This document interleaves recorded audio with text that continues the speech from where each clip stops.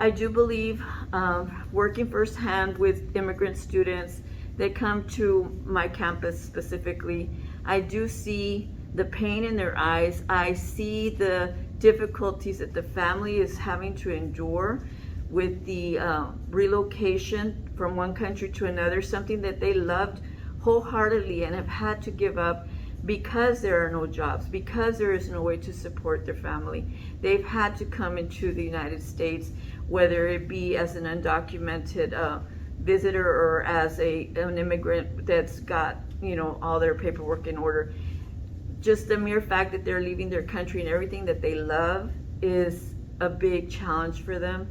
It takes them a great deal to overcome this. Also, they are experiencing for the first time a language that they have very limited, if any, knowledge on, and they're expected to assimilate and grasp the language as quickly as possible, and it is a very big challenge for them. And the family as well, their biggest takeaway is in the Hispanic community, we're very big on family and family functions. And in the United States, we're more disconnected. The American people are a little more disconnected as far as having all your relatives live so close to you. And so the proximity of living next to a relative in the United States is not as predominant as it is in Mexico. So when they leave their country, they leave everything they know. They leave their family, their social circle. Their whole building experience is totally different than what the American culture is. And so they do have a great deal of difficulty trying to make ends meet, trying to form a new social circle, trying to do everything that they need to do to survive, basically. And so it is a great challenge, and I see the challenge within the children, and I see it generation to generation, and they have to, I say, overcome a great deal of stereotypes that a lot of people have in mind when they feel that they know what an immigrant's reasoning is. They don't want to leave their country. They are feeling that they have to leave their country to improve the family, to improve the odds of their children getting an education and being self-sufficient in the future. And so for them to have the struggle and come to the United States is it's enormous, and it does affect them generationally.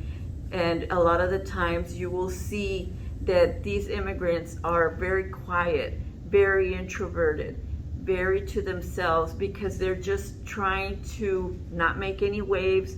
They're trying to assimilate and do what their parents are asking them to do, which is get an education. But you do see them not wanting to speak up or participate in class and so forth, and especially because they don't know the language and they don't want to be bullied. And so it's so many things that initially hold them back, and I think it takes many generations for them to overcome that. And so like I said, it's someone who sees immigrants regularly will know that it is not an easy journey for them. It is not an easy transition to a whole new way of life for them and their families. Thank you. Thank you. Yes, I do believe in that, because of the fact that, like, let's say, for example, like with my mother,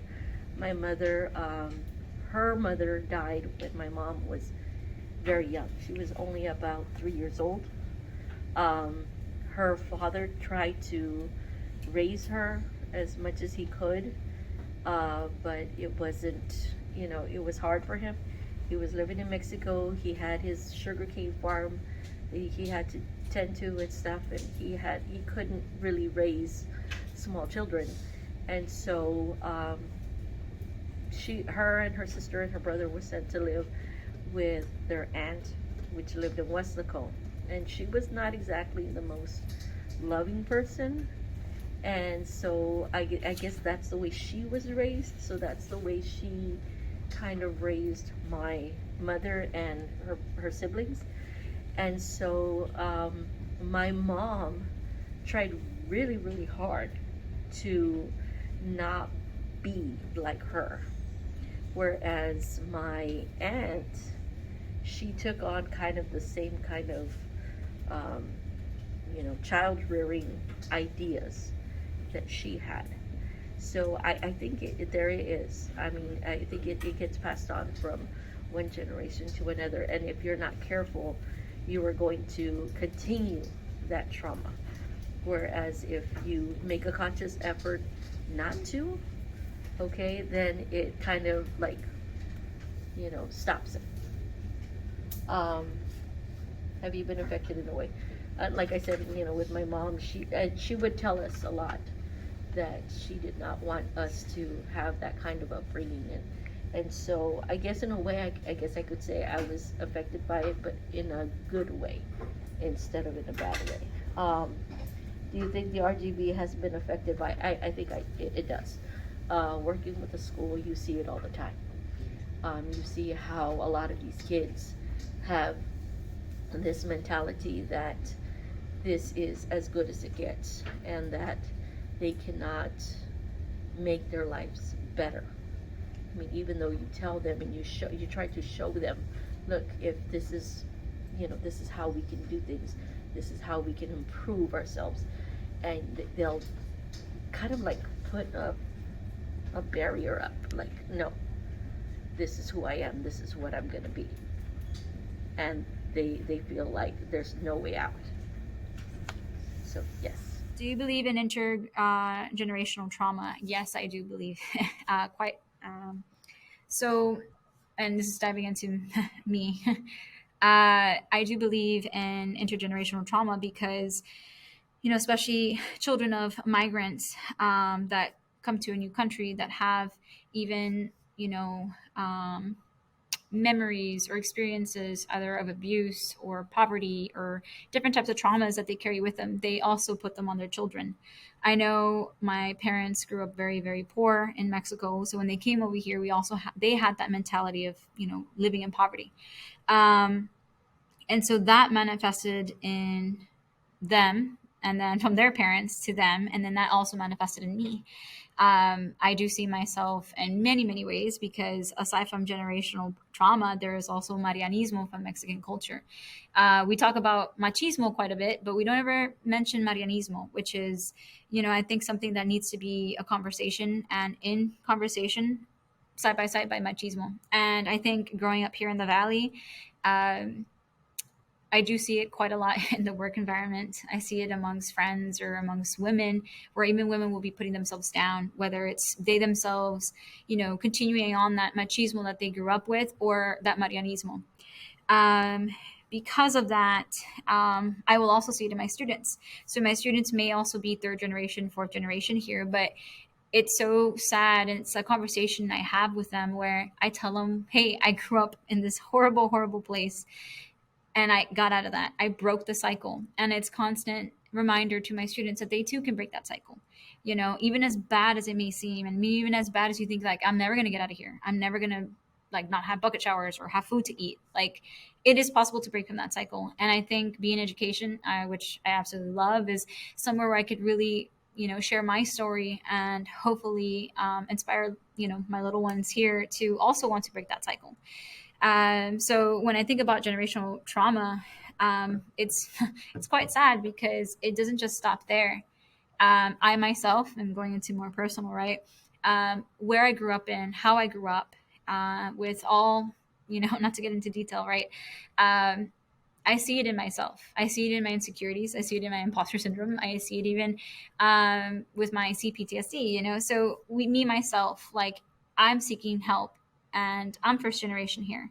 But if I'm seeking help, I think about others that haven't sought out help, other people that are just living day by day and not taking that time to really heal themselves mentally, aside from just physically. Because, that goes into the whole stigma of going, even machismo, like, you're sad, get over it, especially with our culture. Of the machismo of men being men and not being wanting to share those feelings of themselves. And I see it heavily in my students. We're already third, fourth generation here. So for me to see that in my students, I could just imagine what their parents and their parents have gone through. And that just leads more into like your generational poverty. poverty that has not necessarily, not that it's been passed down, but that's what it boils down to. I have parents who didn't go to college, didn't go to school, and just did the bare minimum to get by.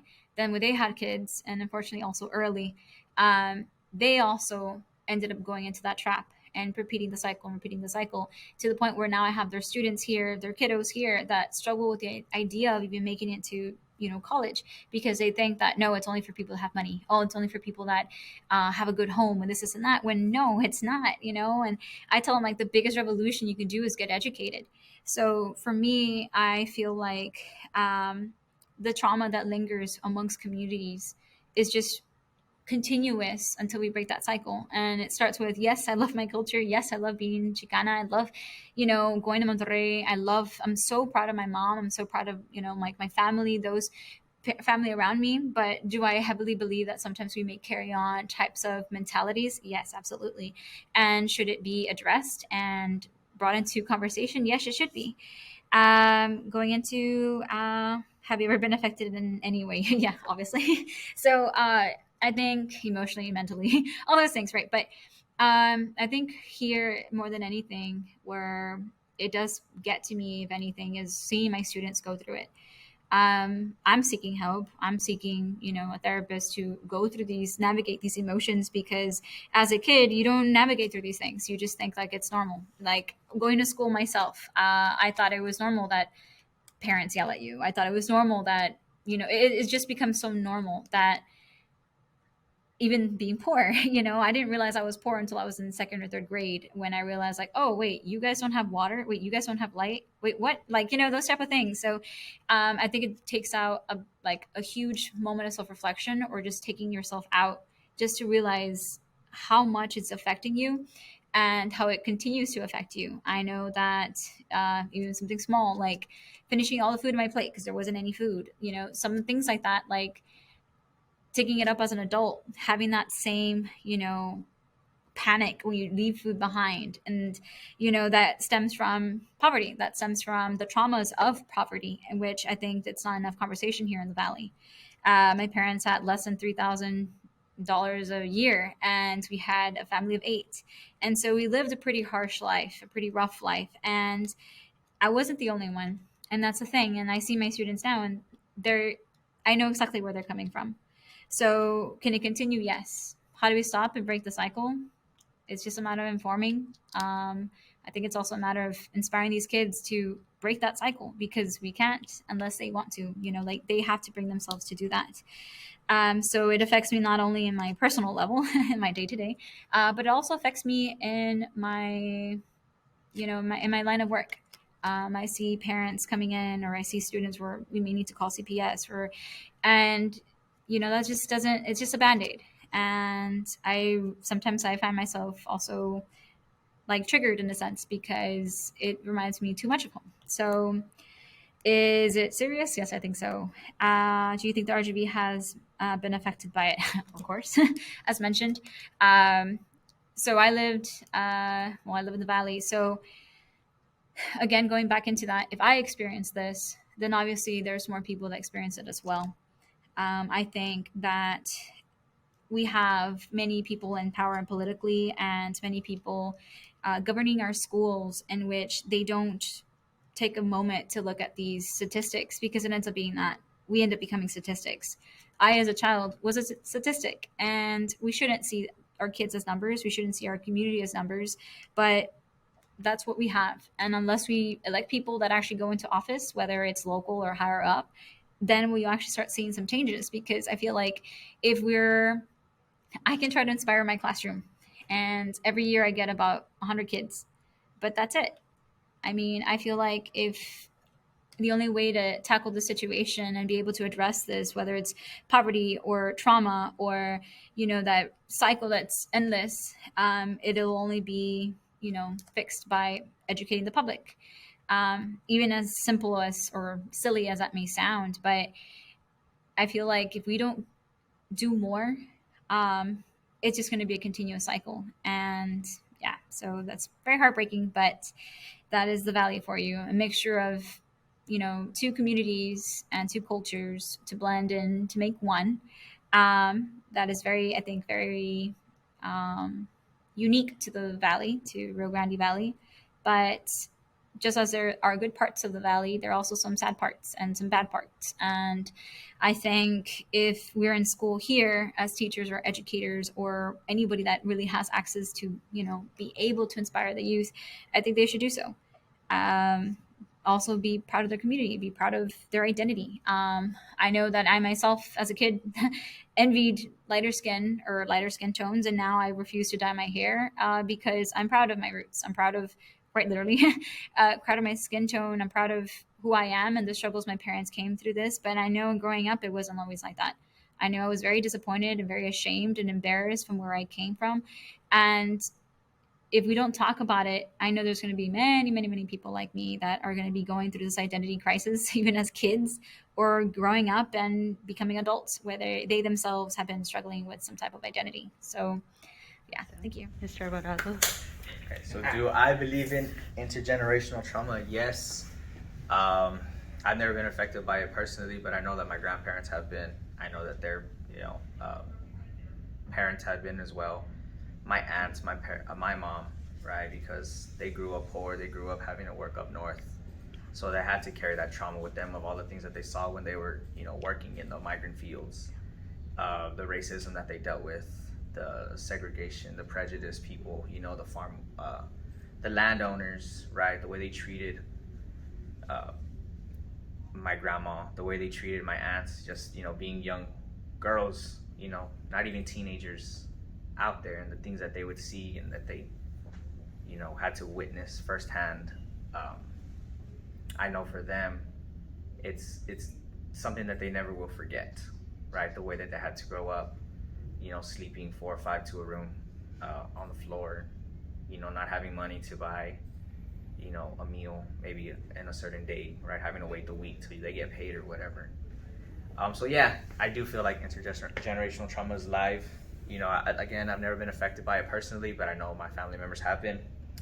And do I think it's affected the RGV? Absolutely. I mean, we live so close to the border.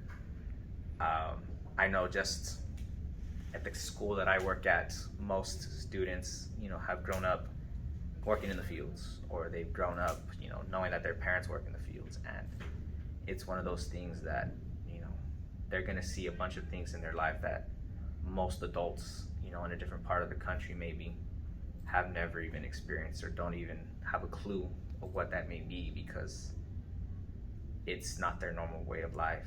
And so yeah, I do feel it has been affected by the RGV. Of course, there's other people who've come from different areas that they have no clue what it's about, but for the most part, I do feel like it's affected them in one way or another. Thank you. Transgenerational trauma. I do definitely believe in it. As I mentioned before, I am a product of divorce, but I do feel like I used that trauma to my advantage. And so it made me a better person. It did make me see things very differently than others might have. My mom did a very good job of teaching me that just because I came from a divorced family didn't mean that I had to act out or do things because I was a product of divorce. I do feel like here in the Rio Grande Valley, we have been affected a lot by transgenerational trauma. We do have poverty and education that I feel really, really has affected a lot of people in this area. And I see this a lot because of our school. Being an educator, I've seen this a lot here on our campus. So I do believe that it is very prevalent here in the Rio Grande Valley. Thank you. You're welcome. I would say yes. I would say one of the ones that I could relate to, and I don't really know too many, is just like the man being very machismo and the woman just being a stay-at-home mom, and the man just, kind of just providing and living their life, whether they see many women and then come back home to their families. So I feel like that is one of the traumas that we have faced here in the Valley. Thank you. And do you believe in intergenerational trauma? Yes, I do. I was just talking to Ms. Ram about it, about how the intergenerational trauma of the chancla in Mexican cultures. And people see it as a joke because there's a bunch of videos and the stigma around it of where like the parent picks up the chancla and you know that what that means. Oh, I did something wrong, or I did this and that. I feel like that's something that my parents did a lot to me growing up. I feel like at times, yes, they did go too far, but I feel like personally I would use that method as well. I just wouldn't go where every little situation where I would hit my kid.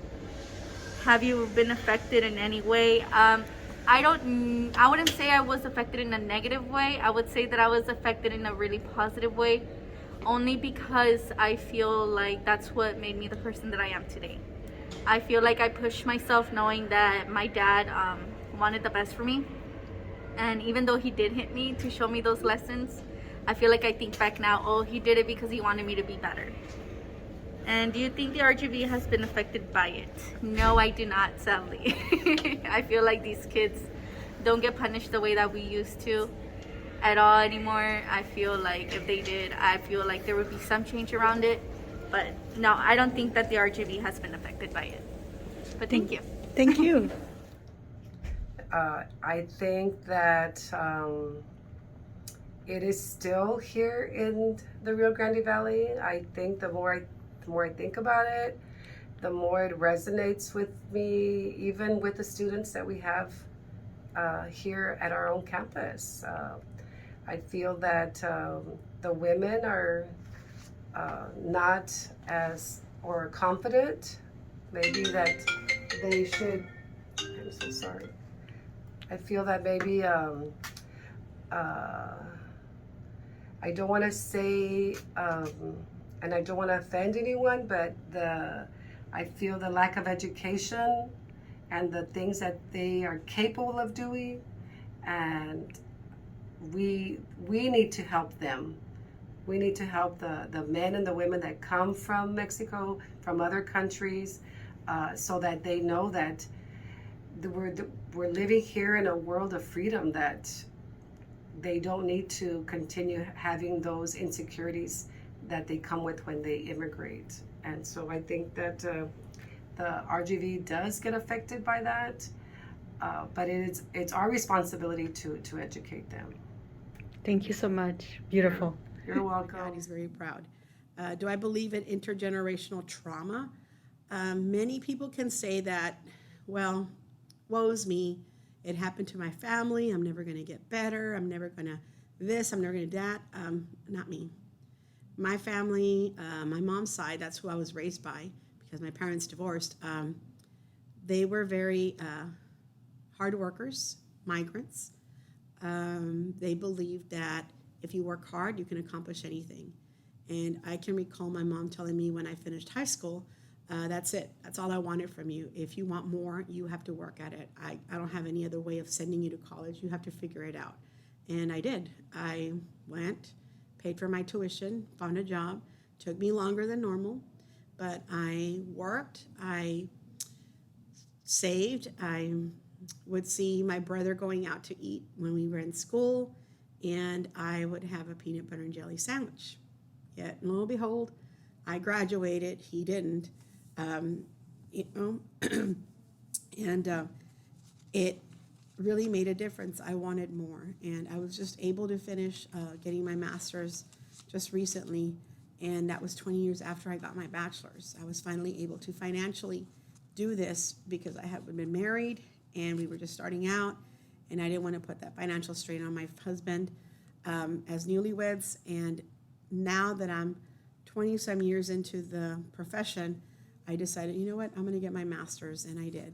And I also graduated Phi Kappa Phi, the National Honor Society from UT Arlington. So I'm very proud of that. My mother and my father, I can honestly say that is this intergenerational trauma doesn't really exist. It's what you make of it. It's if you believe you cannot, then you will truly believe that and never accomplish anything in life. But if you believe you can do it, get up, dust yourself off, and keep going, because the sky is the limit, and it really is. I'm a living example of that. I can honestly say that I have never been affected by intergenerational trauma. I mean, stuff happens, and and I truly believe that if God puts you through it, He will see you through it. And I've gone through trials and I come out ahead. I've never lost my faith. I've always been very strong in that. And like they say in Spanish, Dios aprieta pero no ahorca. So times get tough, you adjust, and you bounce back. And you bounce back stronger. And if people try and push you down, it ain't going to happen because I can do all things through Christ who strengthens me. I truly believe in that verse. And many people should. And that's the one thing that I notice that people stumble and they feel like they're drowning. Se ahogan en un vaso de agua, like they say. But you know what? That's only because you don't know God. If you knew God and you knew the promises He has for you, you can accomplish anything in this world. And I truly believe that there is no such thing as intergenerational trauma. It is what it is. And you either fight or you don't. And honestly, I'm here to fight till the end. And I will do whatever I have to do to get this job done, to live a life that is fulfilling, not to the people in this world, but fulfilling to Him up there. Because that's my objective here. And thank you, and I hope this helps you. Good luck. I think that just being Hispanic in general, from the stories that my parents would tell us, my grandparents would tell us about racism, growing up and having to migrate up north. Even myself, when I entered the military, a lot of the people had this stereotypical vision of a Hispanic, of a Mexican American, especially being with colored eyes. They thought I was Italian. They thought that I was something else other than Hispanic, right? And I didn't really, I wasn't really affected, the racism, but I could tell that there were some, when I was in the military, especially when I was stationed in Virginia, but it did help me because I was a Spanish interpreter for the U.S. Coast Guard. So I had a lot of perks and, I had a lot of privileges during the time that I served. Do I think that the RGV has been affected by it? I think that it doesn't get affected too much because, like I said, we're so far apart from, it just, that King Ranch kind of separates us from the rest of the world. And it's not until our children, because mine did, they headed up north, they went to school in San Marcos at Texas State, did they notice that there were some differences, as far as cultures were. And it was basically a culture shock. Myself being a tennis coach, I try to take my tennis kids up to a tournament up in San Antonio at least, once a year, so they can experience life outside the valley. And really it is a big shock to them because they don't know what's out there other than just what they see here in the Rio Grande Valley. Do I believe in intergenerational trauma? I do, because of the machismo and because of the way my dad was brought up, not my mom, more my dad, with the womanizer, the adultery, all that machismo, and where a man doesn't get told what to do and a woman, is just supposed to be submissive. But actually I think it's changing little by little. And do I think the RGB has been affected? Yes, definitely. We're affected by all that. Thank you. I do believe that there has been intergenerational trauma before. Have I been affected in any way? I'm pretty sure I have been, I'm pretty sure it's affected my parents, it's affected my grandparents, and that leads to me, my upbringing, how my family has raised me, how my family has gone through work, school, etc. So in some way, at some point, yes, it has affected me. Right now, do I see it? Here and there, but I know that I'm making a difference as a first generation. So yes. There you go. Thank you. Yes. Generational trauma. Personally, I don't think I've been affected as much, But I know like family members, especially when, you know, grandparents experience things and then they don't want their children to experience those things. So maybe a little bit more sheltered. They will, you know, raise them a certain way, teach them, you know, to do this or not to do this because of the things that they've experienced. Whether get an education, right? Get an education, be independent, or not because they don't want to get hurt or they don't want to experience those things that they experienced. And I do think the RGB has been affected by that. Sometimes people are afraid to take chances. Sometimes people might be afraid to kind of get outside of their box just because of, you know, the way that they were raised, but that could be caused by that trauma. But yeah, those are my answers. If you have any more questions. Thank you. You're welcome. You know, I believe that here in the Rio Grande Valley, there was a lot of racism towards Mexicans and Anglos being divided with Business 83, with the FAR riots, and also like towards Westaco, there was a division towards there. My parents saw it. My parents went through it, like in schools, public schools. They would talk to me and tell me about like their stories. So hearing those stories and then like putting into like my experiences, you know, it's made me realize like how grateful we are, or the process of our growth, you know, how we've evolved is here in our region. And my dad dropped out when he was in elementary, and my mom ended up getting her GED. But you know, they always pushed education, and then for us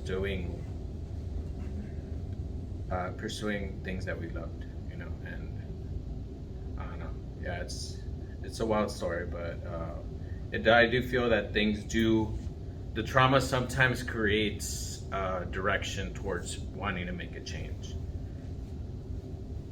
Thank you. Yeah, no problem.